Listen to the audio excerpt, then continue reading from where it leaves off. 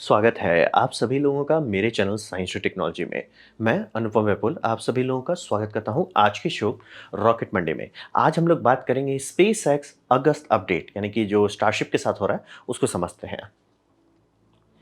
तो सबसे पहले बात करते हैं लॉन्च पैड पे। तो लॉन्च पैड पे जो इसका पहला ट्रायल किया गया था 20 अप्रैल 2023 वो बर्बादी ले आया था, बहुत ज़्यादा तबाही मचा दिया था। तो डिस्ट्रॉय पूरी तरह से इसको हो गया, अब इनको रीबिल्ड किया गया। अब यहाँ पे ये समझिए कि इस बार रीबिल्डिंग जो कर रहे हैं वो इससे सीख लिए हैं और ओवर बिल्ड कर रहे हैं। यानी कि इसमें था मेन स्ट्रक्चर था टिका हुआ है, ये सक्सेसफुली काम कर गया जो बना था, लेकिन ये मतलब सैक्रिफाइस हो गया। और आप कभी भी ऐसा स्ट्रक्चर नहीं चाहोगे जो अगर एक चीज़ फेल हो जाए बाकी सारा चीज़ भी लटक जाए। तो ये basically use and throw building बन गया था। तो यहाँ पे पूरा खुदाई किया गया, पाइलॉन के ऊपर पाइलॉन लगाया गया, फिर थोड़े एक्स्ट्रा पाइलॉन्स डाले गए, फिर थोड़े और पाइलॉन्स डाले गए और सब में रीबार लगा लगा के उसका ये बनाया गया, मतलब स्लैब्स बनाए। और इस बार स्लैब इंटरकनेक्टेड था, यानी कि जो एक स्लैब डाल रहे हैं वो इंटरकनेक्टेड है, मतलब हर जगह हर स्लैब एक दूसरे से इंटरकनेक्टेड है। यानी कि अगर वाटर डेल्यूज सिस्टम डैमेज भी हो जाए या ना काम करे किसी कारण से, तो भी ये ऐसे, क्योंकि हुआ ये था कि जब कंक्रीट का लेयर में क्रैक है वहाँ तक सब ठीक है, जैसे ही हॉट एग्जॉस्ट गैस नीचे जाने लगा वो एक कैविटी को एक्सपैंड करने लगा और वहीं से वो अंदर से बूम कर दिया। वो अंदर से बूम ना हो सके इसीलिए पूरी तरह से एकदम, मतलब समझिए एक स्टैटिक प्लेट है। मतलब ऑब्वियसली आप उतना बड़ा स्टैटिक प्लेट बना नहीं सकते, तो बनाया जाता है। ये कंस्ट्रक्शन में भी यूज़ होता है कि कई बार अगर आपको कई बार सीमेंट डालना है तो छड़ एक्सपोज रखे जाते हैं जिसको आप बाद में बांध के टाई करके कनेक्ट करते हो फिर डालते हो। छड़ जब तक कनेक्टेड नहीं है, सीमेंट ढंग से कनेक्टेड नहीं है, तो आप एक्चुअली कुछ कर नहीं रहे हो। लेयर के ऊपर लेयर लग देने से वो स्ट्रेंथ नहीं आता है। इस बार वो मिस्टेक नहीं किया जा रहा है। लेयर के ऊपर लेयर है और सारे लेयर्स में इंटरकनेक्ट है, यानी कि अब अगर इसकी इंजीनियरिंग कैलकुलेशन की जाएगी तो ये एक सॉलिड ब्लॉक जैसा बिहेव करेगा। तो ये बहुत ज़्यादा ओवरबिल्ड किए हैं, यानी कि छड़ पानी की तरफ बहा दिए हैं इसमें, और सीमेंट तो गिनना ही नहीं है इसका। मतलब लाइव स्ट्रीम में लोग देख रहे थे कितने ट्रक्स जा रहे हैं। मतलब ये पूरा अपना समझ के अपना समझ के इसमें सीमेंट कंक्रीट डाला गया है और इसके ऊपर वो फाउंडाई का लेयर डाला गया है, क्योंकि अब ये इस्तेमाल करने वाले हैं वाटर डेल्यूज सिस्टम, तो फाउंडाई का लेयर संभाल लेना चाहिए। अब बोल रहे हैं अगर वो दोनों लेयर भी फेल हो जाता है तो भी ये इस तरह का डैमेज नहीं हो पाएगा। इतना मतलब री कर, मतलब एक बंकर लेयर बना दिया और हर लेयर एक दूसरे लेयर से इंटीग्रेटेड है, तो ये नहीं होगा कि एक जगह क्रैक हुआ तो अंदर से वो उखाड़ दिया, वो हो ही नहीं पाएगा। तो ये समझिए कि अब किसी भी हालत में इस जगह को कुछ नहीं होने वाला। ये बहुत ज़्यादा ओवरबिल्ट है, बहुत स्ट्रॉन्ग क्वालिटी से बनाया गया है। मतलब जब तक कोई न्यूक ना डाल दे कुछ नहीं होने वाला। मतलब अगर स्टारशिप पूरी तरह से कबूम भी होता है तो भी इसका कुछ नहीं होगा। मतलब ऊपर वाले जो पाइलॉन्स है उसका बहुत चीज़ बढ़ रहा है, लेकिन बेस बोले भाई कुछ हुआ था क्या? तो लॉन्च पैड इन्होंने पूरी तरह से रीबिल्ड कर दिया है। बहुत ज़्यादा ओवर बिल्ड किए हैं बट कर दिए हैं कि भैया अब हमको इसका टेंशन नहीं लेना है, 10 साल तक भी नहीं लेना, 50 साल तक भी नहीं लेना, हमको लेना ही नहीं लोड है इसका। बहुत हुआ तो बस ऊपर का लेयर बीच-बीच में रिफर्बिश किया जाएगा। अब बात करते हैं वाटर डेल्यूज के बारे में। तो वाटर डेल्यूज में सबसे पहला चीज़ इनको चाहिए पानी। अब चूँकि ये समुद्र के नज़दीक में है तो आप सोचोगे कि समुद्र का ही पानी क्यों नहीं ले लेते हैं? बात है, समुद्र के पानी में एक छोटा-सा चीज़ होता है जिसे हम लोग कहते हैं नमक। नमक का एक नौटंकी होता है जिसे हम लोग कहते हैं करोजन। अगर नमक वाले पानी से आप कहीं पे भी आग जगह पे डालें, वो इतना सॉल्ट वेपर में डाल देगा कि हर चीज़ करोड कर डालेगा, इसीलिए नहीं यूज़ कर सकते। तो पोर्टेबल वाटर यूज़ कर रहे हैं। अगर आप लोग को नहीं पता तो पोर्टेबल वाटर ये समझिए जो ड्रिंकेबल वाटर होता है, यानी कि प्यूरिफाइड। हर चीज़ उसका टीडीएस से लेके उसका पीएच लेवल से लेके हर चीज़ एक सेफ लिमिट में रहता है जो ह्यूमन सेफ है। उसमें बहुत कम, मतलब बेस्ट होगा डिस्टिल वाटर, लेकिन डिस्टिल वाटर कहाँ से उतना लाएँगे? तो पोर्टेबल वाटर नेक्स्ट बेस्ट होता है।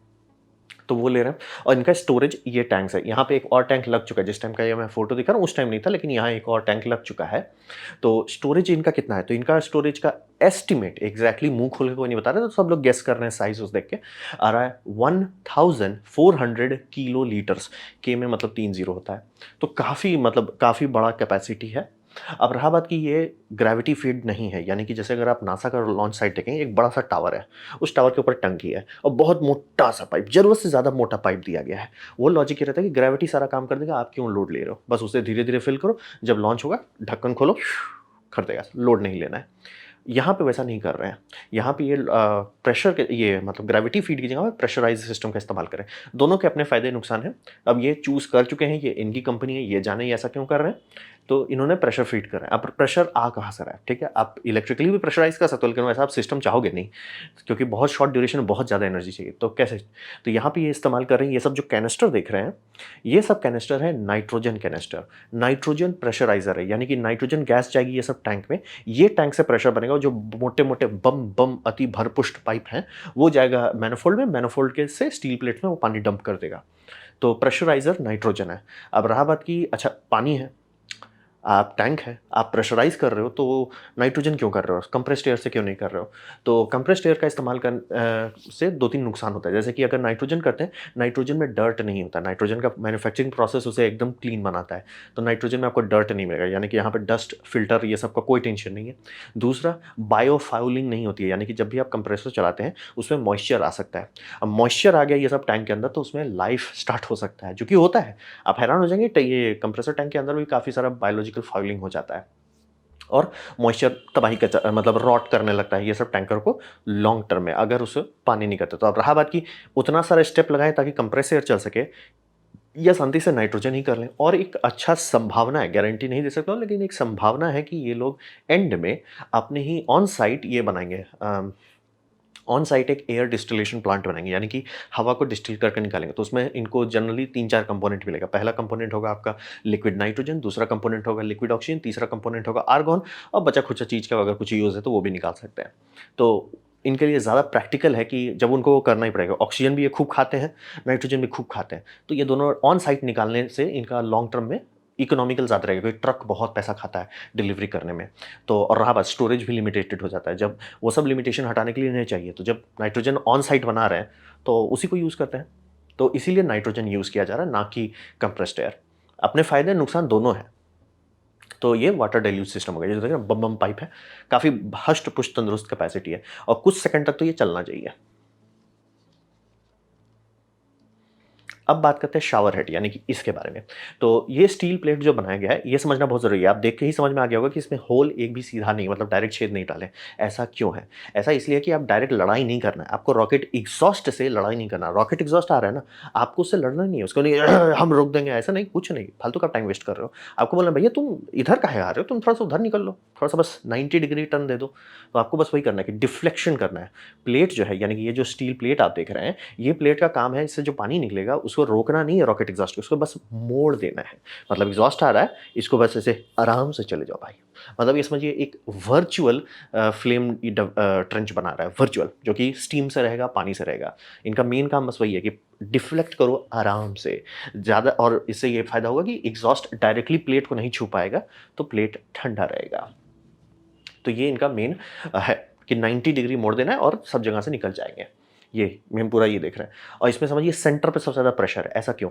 बात है इंजन बहुत ज़्यादा है रॉकेट में, तो यानी हर इंजन का ऐसा नहीं कि एज इंजन्स है, सेंटर इंजन है, तो सेंटर इंजन में ट्रैप बनने का रिस्क रहता है। यानी कि ये जो एरिया है, वहाँ पे इतना मतलब बाहर वाले इंजन जो है वो तुरंत निकल जा रहे हैं बाहर में, लेकिन उसका थोड़ा-सा एग्ज़ॉस्ट अंदर की तरफ भी प्रेशर डालेगा, तो अंदर में एक कर्टन बन जा रहा है, कि मतलब अंदर के जो कोर इंजन्स हैं, वहाँ कर्टन बन गया है, और वो बहुत ज़्यादा फ़ोर्स डायरेक्ट नीचे जाने लगे। तो सबसे ज़्यादा प्रेशर इनको चाहिए सेंटर में, ताकि सेंटर में गलती से भी वो ट्रैपिंग ना होने लगे, क्योंकि वो मतलब पिघलाना शुरू कर देगा।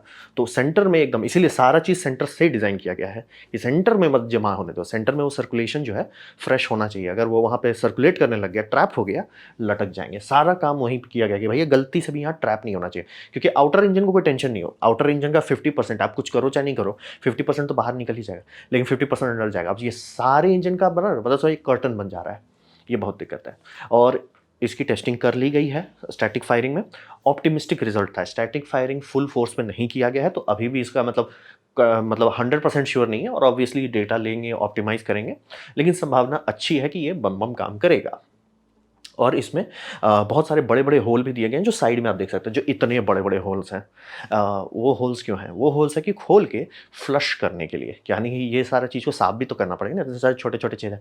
तो फ्लश करने के लिए, कचरा फँस निकालने के लिए वो पहले से होल डाल दिए हैं, और इसके ऊपर स्टील कवरिंग भी डाली जाएगी, जो आप देख रहे हैं अभी स्टील कवरिंग है।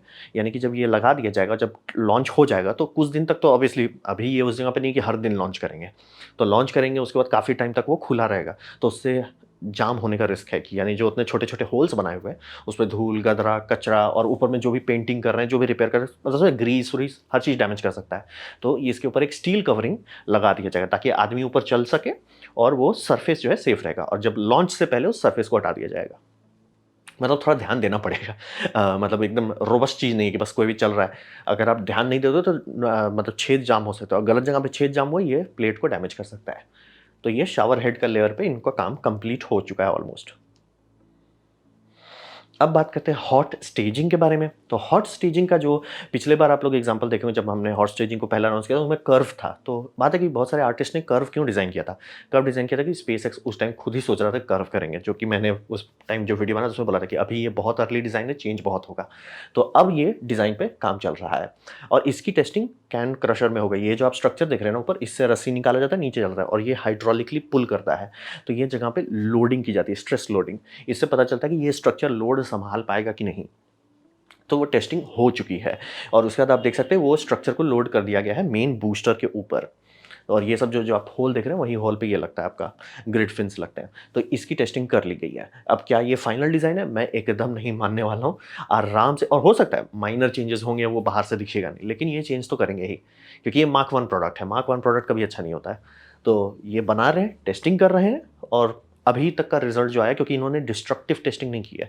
डिस्ट्रक्टिव टेस्टिंग का मतलब होता है कि इसे आप तोड़ के देखो कितना एनर्जी तक है। जैसे मान लिया आपको एक्स चाहिए, 3x तक के बाद लोग टेस्टिंग रोक देते हैं, तो उसका कहा जाएगा सेफ्टी मार्जिन है 3x का।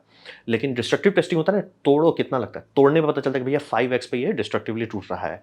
तो 5 से पहले आपको पता चल जाएगा और उससे ज़्यादा बेटर डिटेल मिलता है। तो कई बार प्लेन भी बनाया जाता है, उसे तोड़ा जाता है कि भैया तोड़ के देखो। खासतौर पे अगर एक बहुत लंबा मॉडल्स बनाने हैं कि भैया इसका मैं 100 पीस ऑर्डर करूँगा, 200 पीस करूँगा, तो 1-2 मॉडल को सैक्रिफाइस किया जाएगा। गाड़ी के साथ तो हमेशा किया जाता है कि तोड़ के देखो क्या हो रहा है कि नहीं। तो इसकी डिस्ट्रक्टिव टेस्टिंग नहीं की गई, इसीलिए मैं एकदम श्योर हूँ कि ये डिज़ाइन फिर बदलेगा और ज़्यादा कुछ खास नहीं बदलेगा कि मतलब स्ट्रट्स कितने मोटे हैं या कैसे हैं, वो सब चेंज होगा। बाहर से हो सकता है आराम से वही दिखे, लेकिन देखिए आने वाले टाइम में क्या होगा। तो ये हॉट स्टेजिंग का डिज़ाइन मार्क 2 पे पहुँच रहा है, अब एक्चुअली यूज़ करने वाले हैं। बोल रहे बूस्टर में लगा दिया जा चुका है, तो अच्छे चांसेस है कि नेक्स्ट मतलब जो ऑर्बिटल लॉन्च कोशिश करेंगे, ये उड़ेगा। क्या इसके हॉट लॉन्च करेंगे कि नहीं वो अलग अलग बात है, लेकिन ये स्ट्रक्चर टेस्ट ज़रूर होगा। अब बात करते हैं स्टैटिक फायर का। तो बूस्टर 9 के साथ स्टैटिक फायर किया गया था। ये इंजन का स्टैटिक फायर 6 अगस्त को यानी कि रिसेंटली किया गया था 2023 में, ऑल 33 इंजन्स। अब यहीं पे मैं आपको बोला था कर्टन वाला इफेक्ट। आप सोचिए ये सारे जो इंजन है, आउटर इंजन्स हैं, आउटर इंजन का एग्जॉस्ट कहाँ जा रहा है? 50% अंदर जा रहा है, 50% बाहर। बाहर कोई नहीं रोक रहा है, वो फ्री का निकल जा रहा है। अंदर तो समझ रहे हो वो ट्रैप हो गया। अब फिर उसके अंदर देखिए कि और ये इंजन यानी कि सेंटर का 3 इंजन्स, उसको कोई जगह नहीं मिल रहा है, उसका गैस निकलेगा। इसीलिए नीचे से बहुत प्रेशर में पानी डाला जाएगा। भैया तुम निकलो तो, समझिए वो भीड़ आ ना जाए, निकलो, निकलो, निकालने की कोशिश कर रहे हैं। और यहाँ पे ये समझना बहुत ज़रूरी है, ये टेस्टिंग जो हुई इसमें फुल थ्रॉटल नहीं था। अब बोलेंगे सारा इंजन था, आपने फ्यूल डाल दिया तो थ्रॉटल फुल क्यों नहीं था? थ्रॉटल फुल इसलिए नहीं था, आप ध्यान देंगे इसमें जो कंडेंसेशन का लेयर बना था, मतलब आइस अप हुआ था, वो ऊपर वाले जगह पे नहीं था। बोलेंगे ऐसा क्यों? क्योंकि वहाँ पे मीथेन है, ऊपर वाला टैंक में मीथेन है, मीथेन बहुत थोड़ा-सा था। ऐसा क्यों? 2 कारण से, पहला सेफ्टी के, अगर बूम हो तो मीथेन कम रहने से ज़्यादा नुकसान नहीं होगा। अगर मीथेन फुल है, कबूम हो जाएगा। तो आप बूम स चाहते हो, ना कि कबूम। तो इसीलिए वहाँ पे मीथेन कम भरा गया। दूसरा बात, अगर आप मीथेन कम भरते हैं, क्या आप कम भर रहे हो? वज़न। आपका रॉकेट वज़न कम है। रॉकेट का क्लैंप्स जो बनाया गया है, वो फुल रॉकेट के लिए डिज़ाइन किया जाता है कि रॉकेट फुल है, ठीक है? तब उसका एक एक्स अमाउंट वो लोड जो है ग्रेविटेशनल वेट के कारण वो लोड डाल रहा है। उस लोड पे आप इंजन चालू करोगे, इंजन जब पॉजिटिव हो जाएगा तब क्लैंप खोल देगा। क्लैंप इसे थोड़ा ज़्यादा ताकतवर बनाया जाता है कि मतलब जहाँ पे आपका इंजन पॉजिटिव थ्रस्ट देने लगे, क्लैंप रखिएगा थोड़ा देर तक कि एकदम श्योर हो, एकदम श्योर हो, हाँ श्योर हो, छोड़ देता है।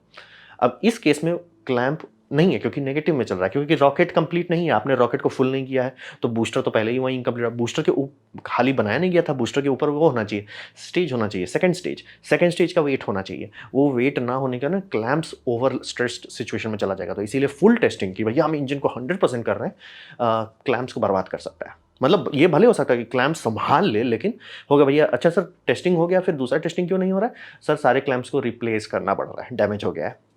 तो इसीलिए ये थोड़ा समझना ज़रूरी है कि फुल क्यों नहीं कर रहे हैं। वो बना ही नहीं है, वो क्लैंपिंग मैकेनिज़्म नहीं बनाया गया कि खाली इंजन हुलुलुलु करे। वो बनाया गया पूरा रॉकेट का लोड नीचे दबा रहा है, उसको सँभाल के रखे हुए हैं। इंजन उसको न्यूट्रल कर रहा है, तब वो थोड़ा सतर्क हो जाएगा कि हाँ, इंजन न्यूट्रल कर दिया है, यानी कि हम पे पॉज़िटिव लोड बन रहा है, रुकेगा। पॉज़िटिव लोड हो गया, क्योंकि पॉज़िटिव लोड हो रहा है तभी गिम्बल काम कर सकता है, नहीं तो गिम्बल का कोई मतलब नहीं है। गिम्बल थ्रस्ट पे ही काम करता है ना, अगर थ्रस्ट ही ना हो तो गिम्बल बस ऐसे-ऐसे घूमता रहेगा। थ्रस्ट रहता है तो वो मतलब centre of gravity, centre of lift ये सब वो कंट्रोल कर सकता है। इसीलिए थोड़ा देर तक के लिए क्लैंप बोला रहता है, हम रुके रहेंगे। यहाँ पे भैया तुम्हारा जो नेगेटिव होना चाहिए वो है ही नहीं, तो पॉजिटिव तुरंत हो जाता है, इसीलिए फुल थ्रॉटल नहीं कर सकते। टेस्ट 5 सेकंड का होना चाहिए था, ये 2.74 सेकंड में स्वाहा हो गया, लटक गया। ऐसा क्यों हुआ? यहाँ पे आ रहा है कि 4 इंजन तय हो गया। 3 इंजन तक ये लॉन्च पॉजिटिव रहता है, 4 इंजन होने पे इसे शट डाउन किया जाएगा। नहीं सर, इसका कोई उड़ाने का फ़ायदा नहीं है। 3 इंजन तक टॉलरेट कर सकता है, चौथे में बोलेगा सर सर आप बंद कर दो। तो ये शट डाउन ट्रिगर कर दिया। ऐसा होना चाहिए था, ऐसा हुआ। अब रहा बात कि क्यों हुआ ऐसा? एग्ज़ैक्ट डिटेल सिर्फ स्पेसएक्स को पता है, लेकिन लोगों की संभावना ये है कि इसमें जो एक्सटर्नल रिंग डाला गया है, जो रिंग से इग्नाइट करते हैं सिस्टम को, उसमें कहीं दिक्कत हो गया, फ्लशिंग की दिक्कत हो गई। बेसिकली प्लम्बिंग और गैसेस का ही इश्यू आया है, ये संभावना है। एग्जैक्ट क्लियर जिस टाइम मैं वीडियो बना रहा हूँ उस टाइम नहीं क्लियर हुआ है। हो सकता है जब आप वीडियो देख रहे हो जाए, लेकिन अभी तक कोई एग्जैक्ट ये हुआ है, इस कारण से हुआ है, ऐसा नहीं है। तो ये हुआ स्टैटिक फायर वाला। तो ये था मेरा प्रेजेंटेशन स्पेसएक्स का स्टारशिप का अपडेट अगस्त के बारे में। उम्मीद करता हूँ आपको अच्छा लगा, कुछ सीखने मिला, कुछ समझ में आओ। अगर ऐसा है लाइक कर दे, दोस्तों शेयर कर दे, उससे मेरा काफ़ी भला होगा। नहीं अच्छा लगा, नहीं पसंद आया, कोई बात नहीं, आप नीचे जाके और डिटेल वीडियो देख सकते हैं, उसमें आपको बहुत डिटेल मिलेगा। नहीं अच्छा लगा तो आप डिसलाइक भी दबा सकते हैं, 2 बार दबा सकते हैं, उससे मुझे पता चलेगा कितना नापसंद हुआ है। मैं आपसे कहूँगा कमेंट लिखें, मैं हर कमेंट को पढ़ने की कोशिश करता हूँ। आपसे कहूँगा सब्सक्राइब कीजिए, बेल दबाइए अगर आप फ्री हैं तो। आपने मेरा वीडियो देखा, ज्वाइन करके मुझे बहुत खुशी हुई। धन्यवाद।